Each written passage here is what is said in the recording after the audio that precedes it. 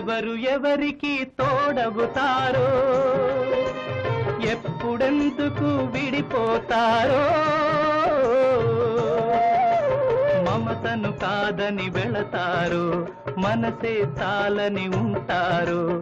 ఎవ్వరి పయనం ఎందాకో